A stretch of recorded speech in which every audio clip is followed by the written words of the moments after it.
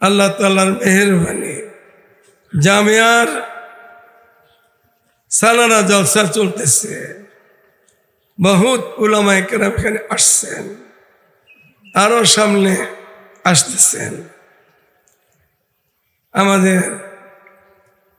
আমার বড় আজিজ মাওলানা মুফতি সাখাওয়াত সাহেব আমি আসার সাথে সাথে বয়ান ছেড়ে দিলেন, আর আমারও শরীর খুব দুর্বল। আমি সকালে আমাদের বেফাকের আমিরান মিটিংয়ে গেছি, ওখান থেকে লোজক গেছি, ওখান থেকে শ্রীনগর গেছি, এরপর আপনাদের কাছে। তো এই আজিমুশান জলসা আপনারা যারা তৈরি করেছেন, আল্লাহ তাআলা আপনাদেরকে উত্তম জায়গায় খেয়ে দান করবে। আমি সামান্য কথা বলবো আপনাদের সাথে।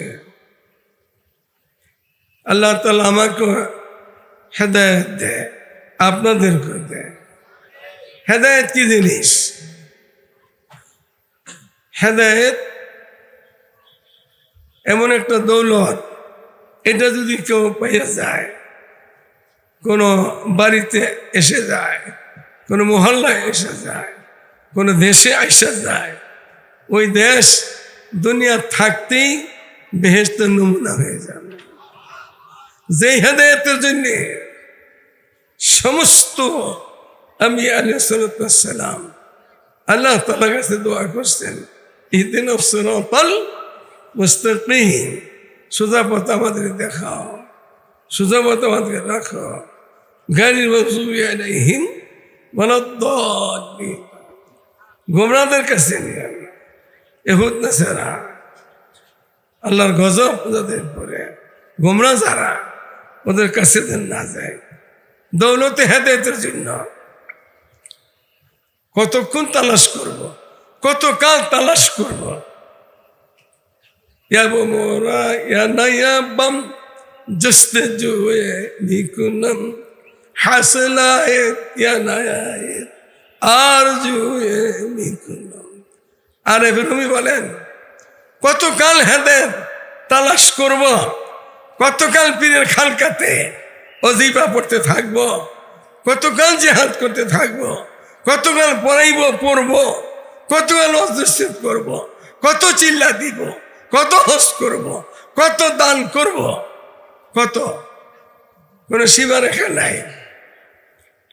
হাত্তা ইয়াতিয়াকাল ইয়াকিন, মৌতের আশা, মৌত আসার আগ পর্যন্ত আমাদেরকে দিনই লাইনে মেহনত করতেই থাকতে হবে। মৌত আসার আগ পর্যন্ত যে পদ হাসিল না হয়, হাসিল আয়েত ইয়া না আয়েত আর যে পদ মালিক না পাই, মৌতের আগ পর্যন্ত তালাশ করতে হবে। এক চিল্লা, দুই চিল্লা, তিন চিল্লা সাল লাগলে হবে না। পড়ালেখা শেষ হয়েছে, মাওলানা মুফতি হয়ে গেছি, এতে হবে না। মৌতের আগ পর্যন্ত মালিককে তালাশ করতে থাকতে হবে, খুঁজতে হবে, তালাশ করতেই থাকতে হবে, তালাশ করতেই থাকতে হবে। তাহলে আল্লাহ তাআলা আমাদেরকে দৌলতে হেদায়েত দান করবেন। হেদায়েত কার হাতে? এই হেদায়েত দিব কে? কার তরিকা? নবী মুহাম্মদ রাসূলুল্লাহ সাল্লাল্লাহু আলাইহি ওয়াসাল্লাম। ইজ্জত কার হাতে? ইজ্জত দিব কে? ইজ্জত কার তরিকায় পাবো?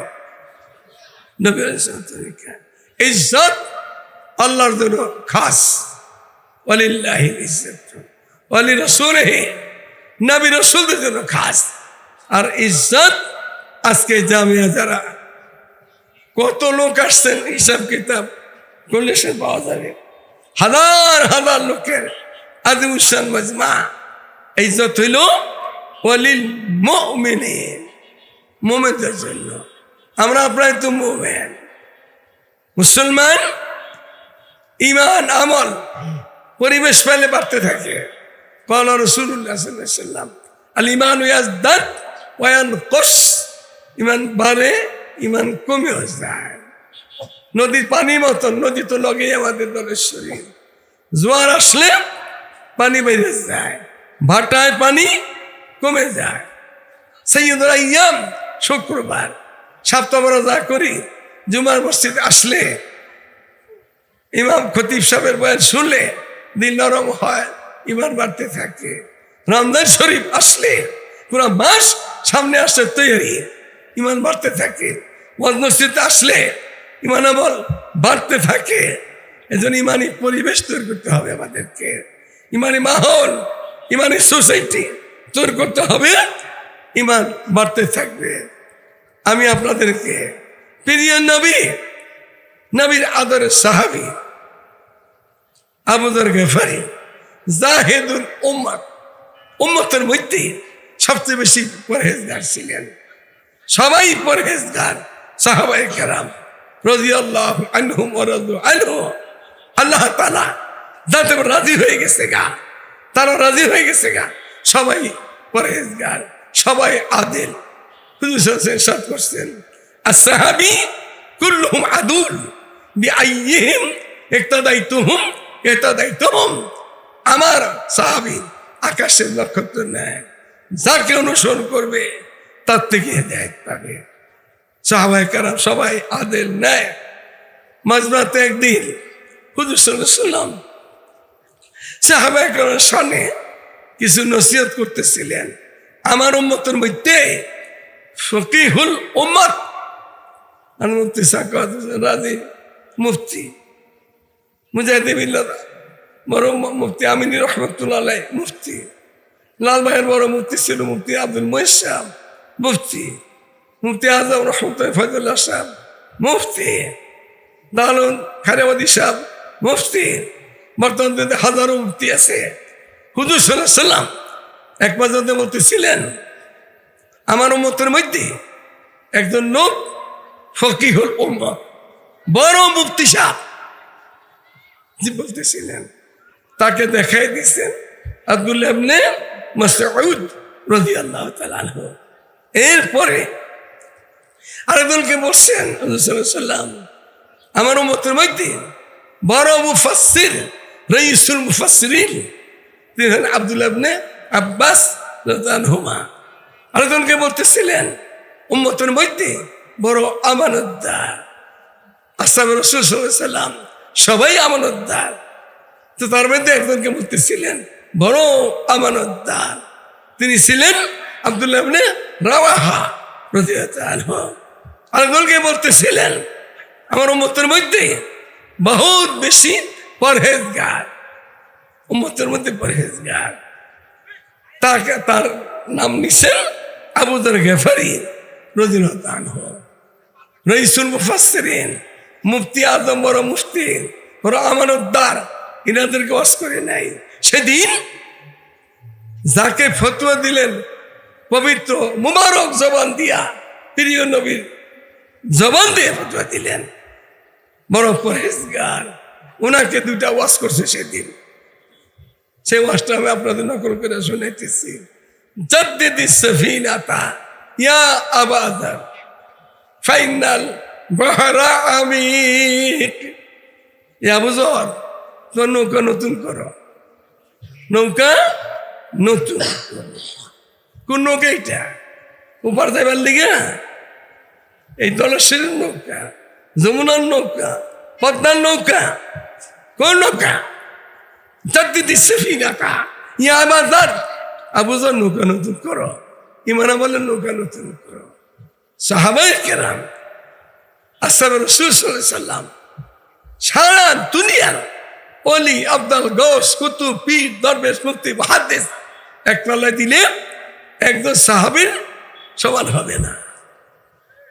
একজন সাহাবায়ে কেরাম এত বড় শানের মানুষ, আল্লাহ রসুলের ইমানের সহিত সংগত পাইছেন, পাশে সময় কাটাইছেন।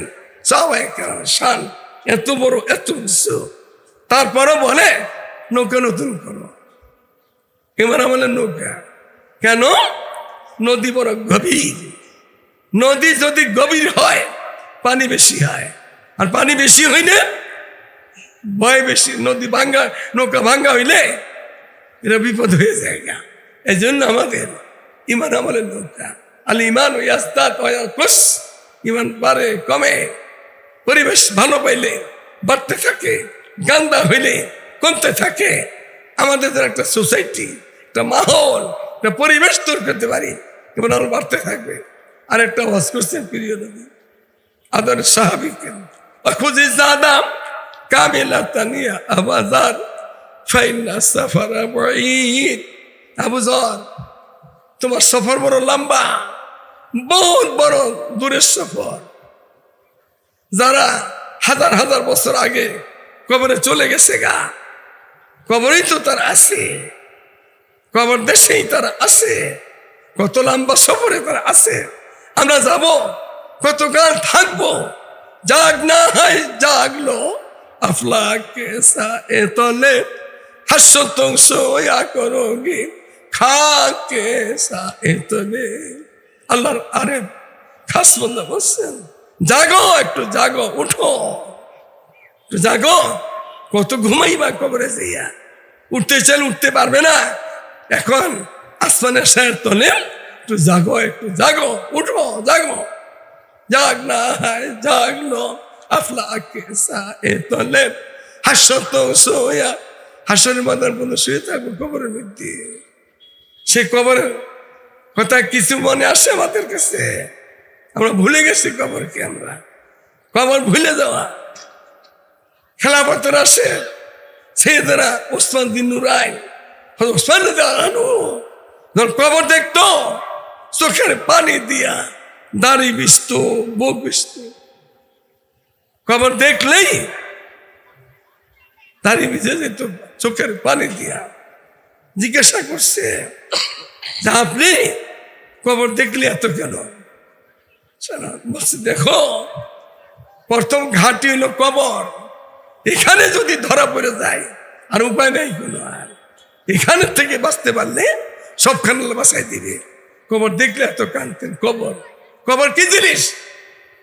আল কবর হাদিসে আল্লাহ আল কবর রওযাতুম মিন রিয়াজিল জান্নাহ, রওযাতুম মিন রিয়াজিল জান্নাহ, হুফরাতুম মিন হুফারিন নার। একই কবরস্থান আমরা রেখে আসছি, কবরে রেখে আসছি। একজনের কবর জান্নাতের বাগান হয়ে রয়েছে, আর একজনের কবর জাহান্নামের গর্ত হয়ে রয়েছে। ভালো মানুষের কাছে কবর হওয়া, আল্লাহ ওয়ালাদের কাছে কবর হওয়া। হাকিমুল উম্মত, হাকিমুল ইসলাম কারি তৈয়ব সাহেব রহমতুল্লাহি আলাইহি, ওনার সাথে কারি তৈয়ব সাহেব হুজুর রহমতুল্লাহির সাথে ওনার খাস একজন মুরিদ লাল ভাই, নাম হলো লাল ভাই, ইনি সফর করতেছিলেন। তো কারি তৈয়ব সাহেব হুজুর রহমতুল্লাহ আলাইহি বয়ানের মধ্যে এক জায়গায় আসছে ভালো মানুষের পাশে কবর হওয়া। মুরিদও খুব, যখন মুরিদ যে ভালো মানুষের কাছে কবর হইলে কি হবে, সে তো তার আমল নিয়ে তার সবকিছু হবে। ভালো করে থাকলে যেখানেই হোক, খারাপ করে থাকলে যেখানেই হোক। হুজুর কোনো উত্তর দেয় নাই।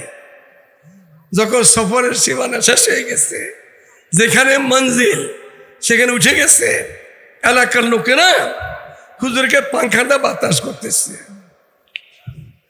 ওই জমানা তো এই বাতি আসে নাই, তো পাংখা ঝুলাইতেছে, বাতাস করতেছে।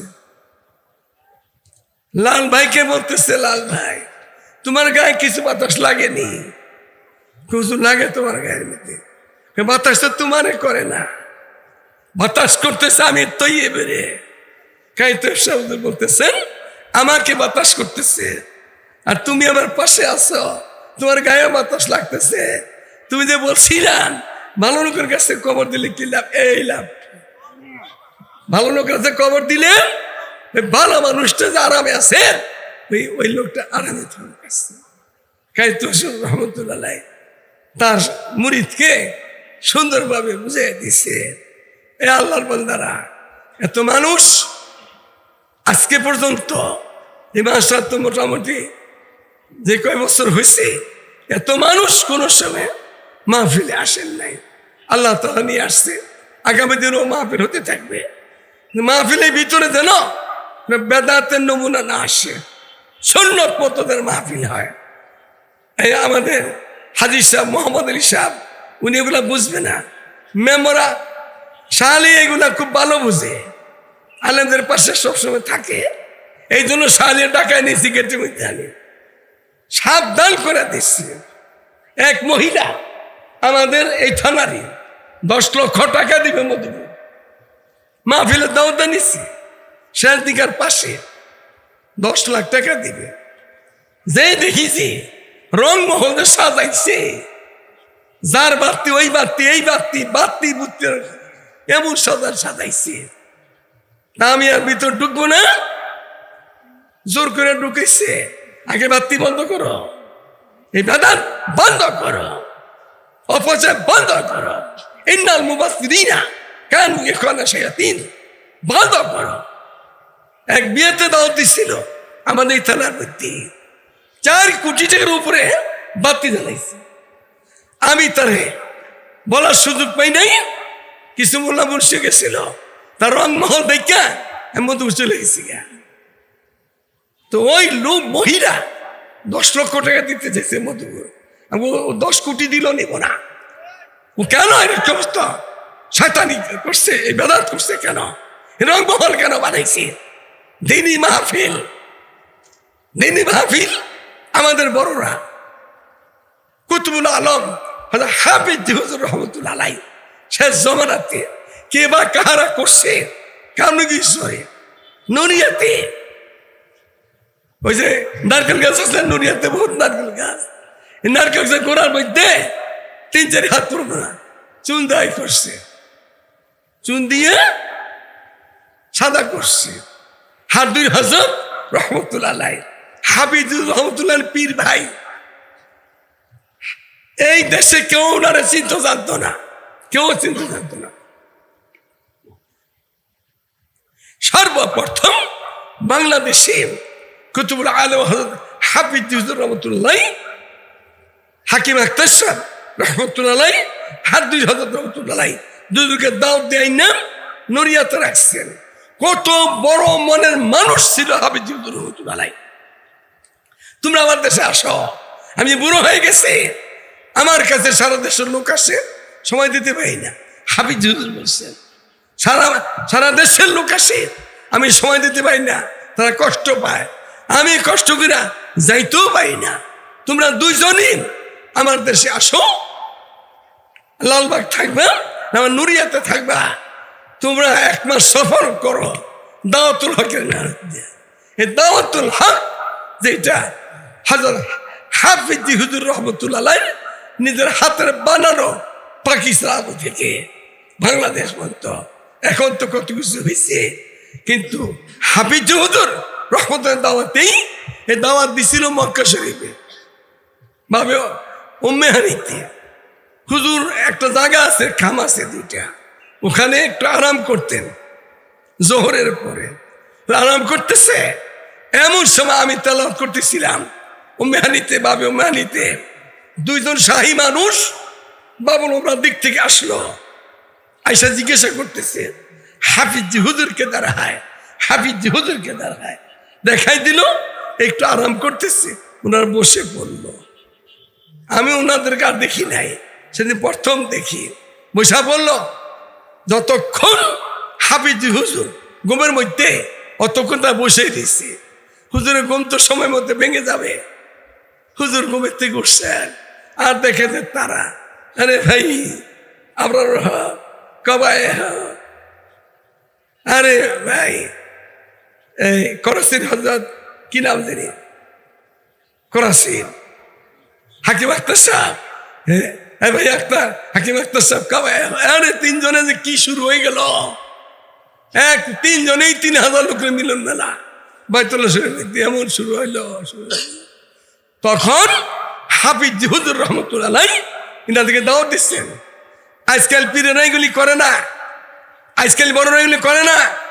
হাফিজ হুজুর রহমতুল্লাহ আলাইহি বহুত বড় মনের মানুষ ছিলেন, আল্লাহ তাআলা উনাদেরকে আইনাই দেশে দাওয়াতুল কাজ সুন্দর মতো করছেন।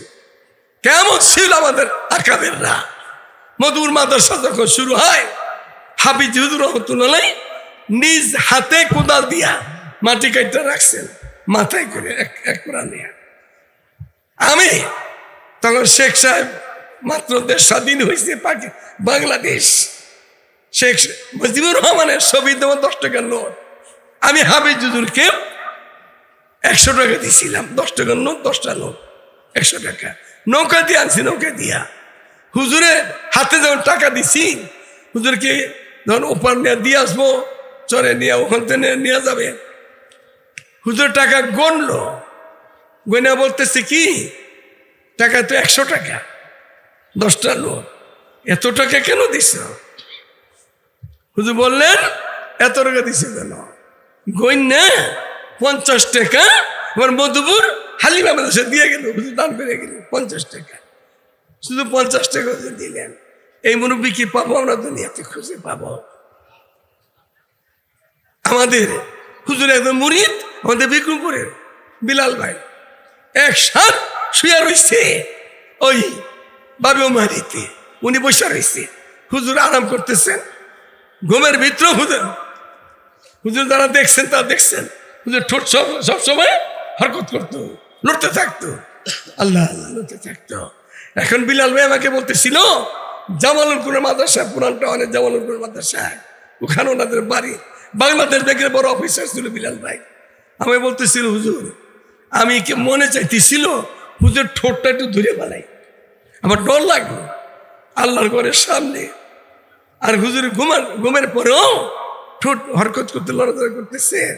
আর সে কি করতেছে আমি ঠোঁটে একটা চিবিদা দেখি, সাহস হইল না, আমি দেখেই দিলাম।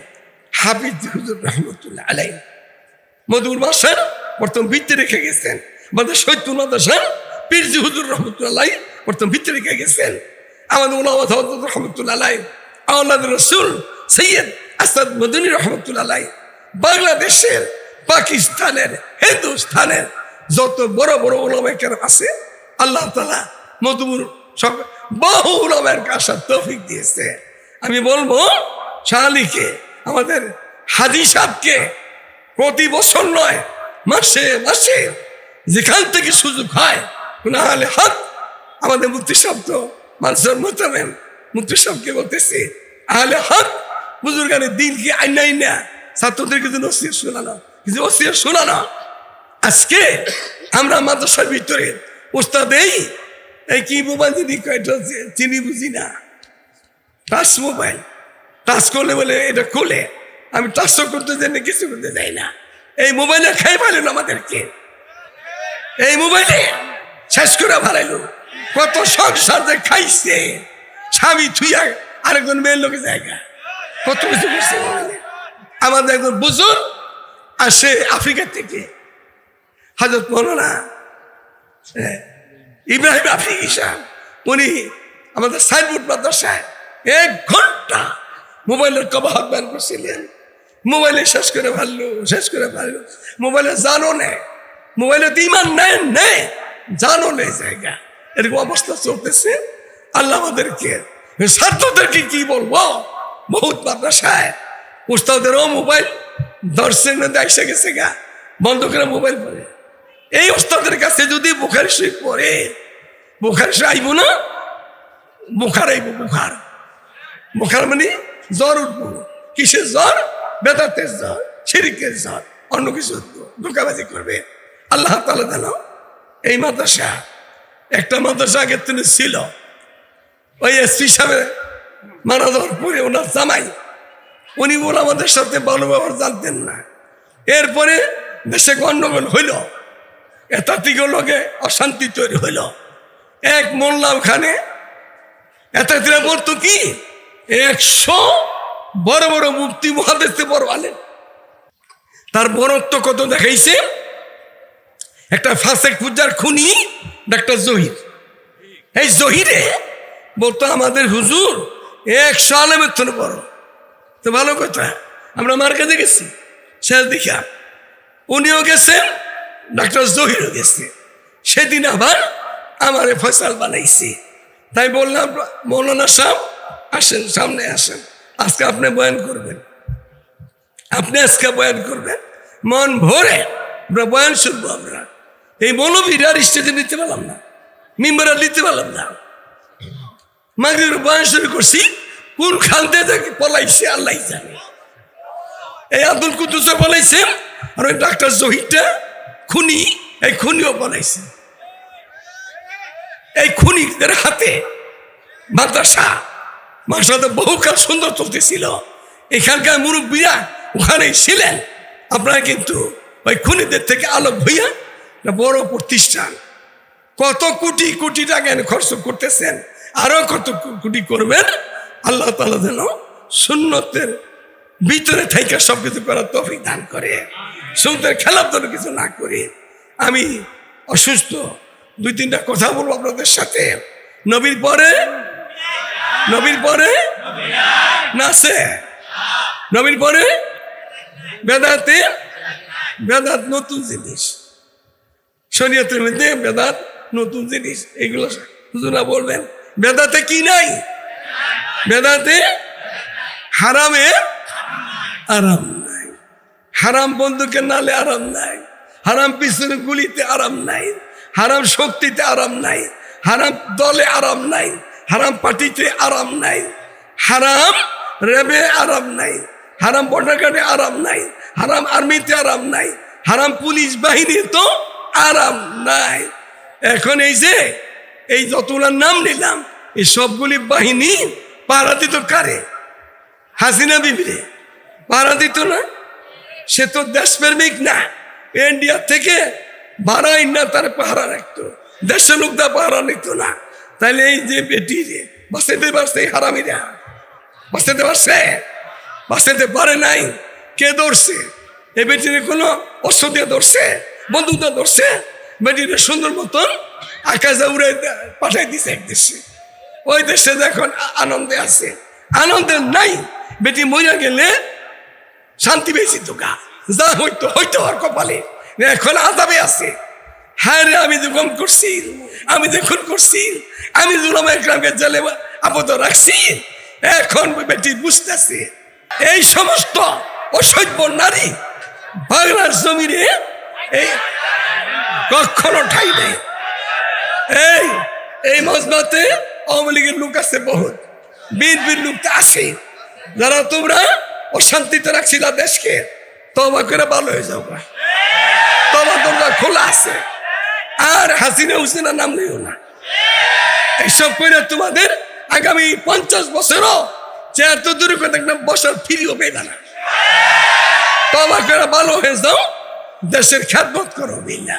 তা যদি না হয় তিনি করো, যদি দৈরা কঠিন শাস্তির ব্যবস্থা করা।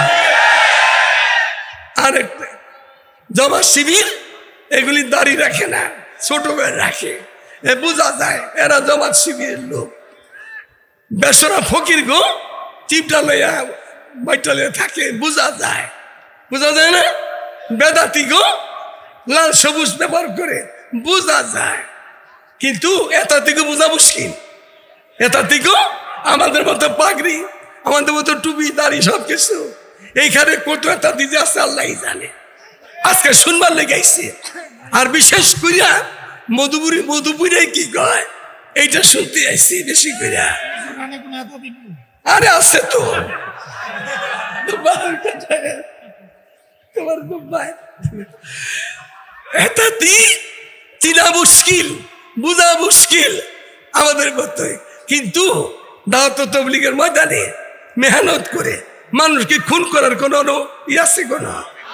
এরা খুনি, এরা সন্ত্রাস, এরা ডাকাত, এরা মানুষ খুন করে যারা, মানুষকে হত্যা করে যারা, তাহলে আওয়ামী সন্ত্রাসীর থেকে আর বেশ কম কি হইল? হাসিনাও খুন করছে। হাসিনা 16 বছর ছিল, ওয়াসিম নাসিম ইউনুস এই 3 খবিস হাসিনার দামাল আসল আসিল, হাসিনার লগে মিল্লা আসিল। এখন হাসিনা শেষ হয়েছে, তোরাও জায়গা হাসিনার লগে। তোরা এই দেশে অশান্তি করস কে লিগা? তোরা ইন্ডিয়া জায়গা হাসিনার লগে জায়গা। তোরা এই দেশে অশান্তি তৈরি করলে তোদেরকে একটা একটা করে কঠিন ব্যবস্থা নেওয়া হবে। সরকার, বর্তমান সরকার দুর্বল, অস্থায়ী সরকার, সীমিত মানুষ দিয়া। আপনাদেরকেই বলতেছি, এই খুনিদেরকে আর যেগুলি গত 25 দিন কাকাল থেকে বলা হয়েছে, সেদিন না হয় টাইম মতন, আপনাদেরও মুসিবত আছে, আপনাদের খবর আছে। হাসিনার মতো বিদায় করে দিতে উলামায়ে কেরাম কাউকে তাওয়াক্কা করে না, আল্লাহ সুদীজন ভালো মানুষ এখনো বাংলাদেশে আছে। সমস্ত ভালো মানুষ মিল্লা, আলেমরা মিল্লা, যুব সমাজ মিল্লা, ছাত্র জনতা মিল্লা, মাস্টার ছাত্র মিলে একটাই যেখানে পাওয়া যাবে সেখানে তওবা করে ভালো হও, নাহলে ইন্ডিয়া পাঠিয়ে দাও। আমাদের দেশে অশান্তি করো না। সালাম বেদাতে কি নাই? হারামে কোন বাতিলের সাথে তিনটা কাজ বেশি করার চেষ্টা করব। আফসোস সালাম, সালাম বেশি দেব শান্তি পাবো, সালাম বেশি দিব শান্তি পাবো। বাপ বাপ বেটা, মা মেয়ে, বউ শাশুড়ি, মামু বাইকনা, নানা নাতিয়ে, চেয়ারম্যান মেম্বারে, পড়োশি এসসি ডিসি মন্ত্রী সবাই সালাম দিব, শান্তি পাবো। মেহমানদারি বেশি করব, বরকত পাবো। তাহাজ্জুদের নামাজ পড়বো, আল্লাহ তাআলাকে খুব কাছে পাবো। এই তিনটা কাজ করার চেষ্টা করবো ইনশাআল্লাহ, আল্লাহ তৌফিক দান করে। আর তিনটা কাজ ছেড়ে দেওয়ার চেষ্টা করব। মিথ্যা কথা বলবো না, ধোকা দিব না, জুলুম করব না। আল্লাহ যেন আমরা মজলুম হই। আমাদের মুফতি সাহেব কত বছর নিজের বাবাকে, আমাদের নুরানি সাহেব, আমিও জানাজায় ছিলাম, মুফতি সাহেব সময় তো আমরা খুব বিপদে আমার ছেলেদেরকে নিয়ে নুরানি বাবার জানাজায় গেছিলাম। এই জালিমেরা খুনিরা এবার আলেম মানুষ হাতের মধ্যে বেরি লাগাইয়া বাপের জানাজায় পারিস বলাই যেত না। এই জালিমদের এই দেশে ঠাই দেওয়া যায় আর কোনোদিন আর। নুরানি তো নুরানি আছে, মুফতি সাকাত হোসেন সারা বিশ্বের কাছে আদর হয়ে গেছে গা। এতে মামুন আসতেছে, মামুনুল হক সারা বাংলাদেশ নয় সারা দুনিয়াতে আদর হয়ে গেছে গা। তোরা জালিমের আর পালায় বাক্স, খুনিরা দেশ তুই পালায় বাক্স। তোদের নসিবে দুনিয়াতে শাস্তি, আখিরাতে শাস্তি, কবরেও শাস্তি। তাদের শাস্তি থাকবে মানে গুনাহ। আল্লাহ তাআলা জামিয়াকে কবুল করে। জামিয়ার বহুত রকমের মরণীয়ত আছে, সবগুলো আল্লাহ কবুল করে। এই জামিয়ার যত কাজ শুরু হইতেছে আল্লাহ তাআলা যেন জামিয়া হিসাবে আল্লাহ কবুল করে নেয়। এটা বিকুমপুরের মাটি, এটা বিকুমপুরের মাটি, ধনীদের ঘাটি। এখানে হাজী মোহাম্মদ আলী সাহেব কোটি কোটি টাকা চলতেছে।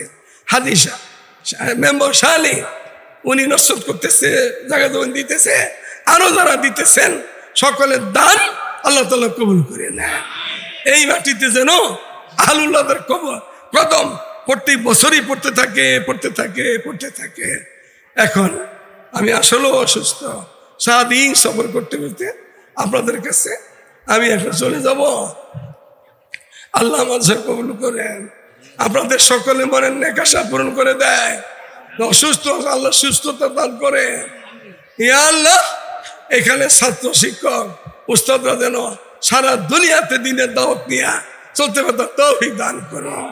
সুবহানাল্লাহি ওয়া বিহামদিহি, সুবহানাকাল্লাহুম্মা ওয়া বিহামদিকা, আশহাদু আল্লা ইলাহা ইল্লা আনতা, আস্তাগফিরুকা ওয়া আতুবু ইলাইক।